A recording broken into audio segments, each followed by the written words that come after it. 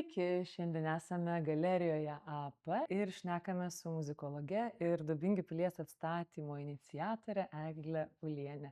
Sveiki, Egle. Sveiki. Vesite Dubingių muzikos festivalio renginius, koncertus. Kuo šie koncertai skirsis, ar bus kitokie nei įprastai jūsų vedami koncertai?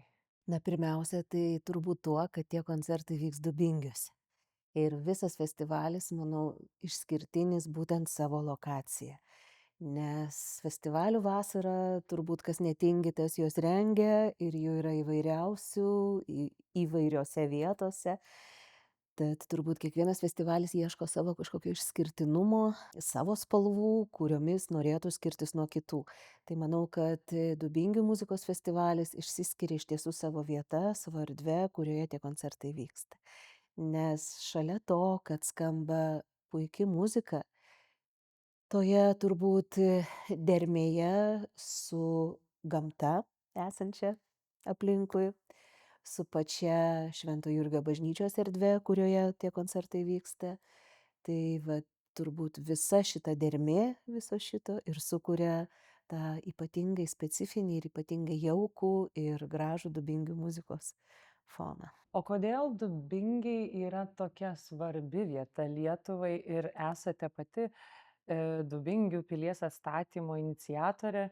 Kas jus paskatino prisidėti prie Dubingių pilies atstatymo ir kuo Dubingiai svarbi vieta Lietuvai? Lietuvai tai yra labai svarbi vieta, pasak istorikų, tai yra viena iš 4 Lietuvos valstybingumo centrų, vienas iš 4, taip kad turbūt aišku tą svarbą lemia buvusios Radvilų pilies griuvėsiai, kuriuos tikimės atstatyti. Žinoma, nesu aš viena iniciatorė, toli gražu, yra visa grupė žmonių, kurie turbūt dar ir aktyvesni už mane. Savo istoriją, savo praeitim yra Dubingiai svarbus Lietuvai. Lygiai taip pat jie buvo turbūt svarbiausia vieta ir pačiai Radvilų giminiai. Na, o apie Radvilų giminės svarbą Lietuvai turbūt man čia neverta ir kalbėti. Aš nebejoju, kad visi žino jų visus nuotalbus. Tai yra tikrai faktiškai nekarūnuoti ilgus kelis šimtmečius Lietuvos valdovai. Na, su Dubingiais tai galbūt labiausiai susijusi Barboros Radvilaitės legenda ir jos visas įvaizdis mūsų istorijoje, nes kaip žinia, tapus karalienė, kuomet Žygimantas Augustas išvyko į Lenkiją, daugiau kaip pusmetį jį gyveno kaip tik Dubingių pilyje. Yra likę raštai, kad Dubingių pilis turėjo tapti jų svarbiausia tėvonija, ne veltui ir svarbiausių giminės atstovų ir rudojo ir juodojo palaikai yra būtent perlaidoti ir dabar ilsisi Dubingiuose. Tačiau prasidėjo karai su Švedija, ką vertė imtis kitų planų ir galbūt pasienio pilį, Biržų pilį tada jau stiprinti. Tai aš manau, kad tuo yra tie Dubingiai svarbus. O šiaip tai yra nepaprastai gražus miestelis, nepaprastai gražioj vietoje, šalia Svejos yra nuostabi bendruomenė žmonių. Tai turbūt visą tą sudėjus ir galima tos gražius dalykus ten daryti. O kodėl svarbu atstatyti Dubingių pilį? Atsirastų žmonių, kurie ir prieštarautų tokiai minčiai. Kodėl? Turim ir valdovų rūmų istoriją, tarkim, ar ne, bet mano manimu yra labai svarbu atstatyti. Dėl kelių priežasčių. Tai pirmiausia turbūt todėl, kad dabar kokioj padėty yra Dubingių pilies tų išlikusių atkastų mūrų visų pamatai.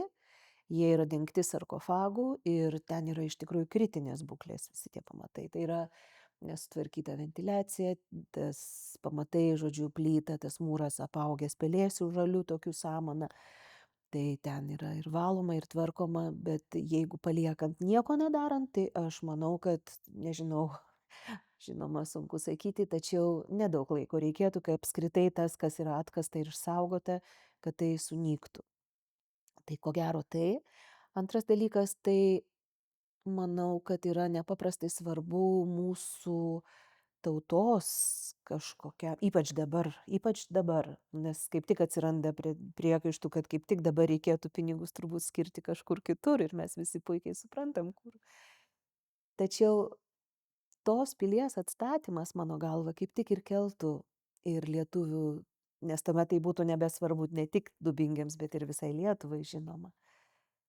Keltų žmonių kažkokią savimonę, savivertę ir savigarbą. Kai tu turi ką prarasti, tu labiau nori kovoti. O prarasti mes galėtume nepaprastai daug. Tai manau, kad tokios pilies atkūrimas būtų labai simboliškas žingsnis. Kita vertus, tai ta pilis nestovėtų kaip paminklas, jinai būtų, mes taip galvojame ir planuojame, kad ji būtų įveiklinta tiek bendruomenės reikmėm, tiek turbūt ir visos Molėtų savivaldybės reikmėm ir žinoma visos Lietuvos reikmėm, nes tai galėtų būti kaip muziejus, kuriame būtų eksponuojami atkasti visi eksponatai toj piliavietėje. Taip pat tai galėtų turėti ir kažkokias kilnojamas parodas ir įvairiausių gražių dalykų. Ten galėtų vykti renginiai, galėtų vykti edukacijos. Taip kad aš manau, kad tai tikrai būtų toks gyvas centras. O kuomet yra kažkas pastatyta, tai yra visuomet geriau negu nieko nepadaryti. Tai turbūt todėl.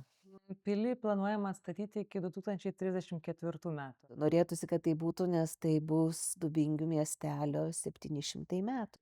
Mhm. Bet kaip tas vyks, matysim, kadangi yra įkurtas fondas, kuris gyvuoja jau visus metus. Tai negali būti vien tik tai Dubingių siauras projektas, tai manau, kad visi supranta, kad tokios svarbos objektas tai yra valstybinės reikšmės daiktas. Tai vat visi tie keliai nueiti, kad įrodyti galbūt ar kažkaip jo svarbą ir gauti sutikimus ir pritarimą žmonių, kurie turėtų tai ir toliau rūpintis ir kuruoti tuo. Tai paskutinis buvo Seimo kultūros komiteto posėdis, kuriame mes taip pat jau turime pritarimą. Tai va, tai tie žingsniai su visi derinimai, visi projektavimai, visa tai žinoma, kad užtrunka labai ilgai ir tai yra specialistų, profesionalų darbas, savaime suprantama. Po to yra kita nepaprastai svarbi dalis, tai yra žinoma ir finansų rinkimas, kadangi labai tikimės, kol kas bent iš visokių nuomonės formavimo dalykų, kad tuos finansus galbūt fondas pajėgs surinkti pats pilies atstatymui.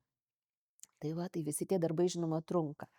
Ir ko gero pats jau statymas būtų pati trumpiausia dalis viso to darbo. Matysim. Girdėjau, kad pati esate kilusi iš Dubingių. Oi ne, Ne? ne, aš esu kilusi. Aš esu Vilnietė, o tiesiog sodybą įsigijome ten jau prieš porą dešimčių. Tai va, ir tos vietos nepaprastai gražios ir be galo jauku ten būti, tai nepykstu, kai mane pavadina, kad kilusi iš Dubingių, nors iš tikrųjų tai ta bendrystė atsirado tik dabar.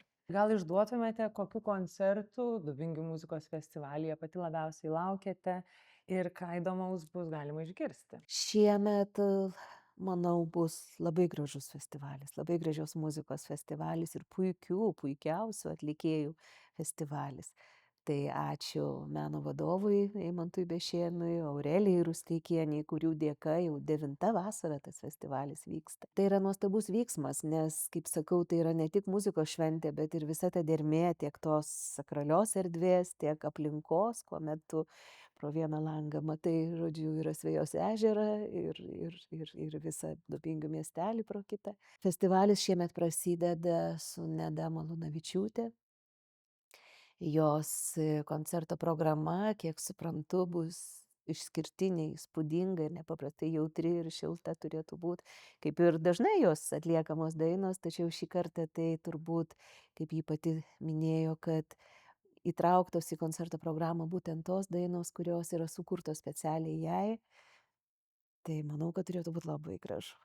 Tai va. Taip pat ir Tadas Motiečius, žinoma, tai yra vienas puikiausių Lietuvoje akordeono atlikėjų, tai čia nėra tiesiog ką kalbėti, jau lab jo programa, vien tik Piazzolla, tai irgi kompozitorius, kuris dažnai skamba visam pasaulyje visokiausiais formatais. Na ir Muzika Humana ir Ilja Aksionovas taip pat yra žinomi Lietuvos kultūroje ir muzikoje vardai, tad manau, kad tikrai bus nepaprastai gražus 3 koncertai, kuriuos visus kviečiu. Ačiū Jums labai už pokalbį. Ačiū, Eglė. Ačiū Jums.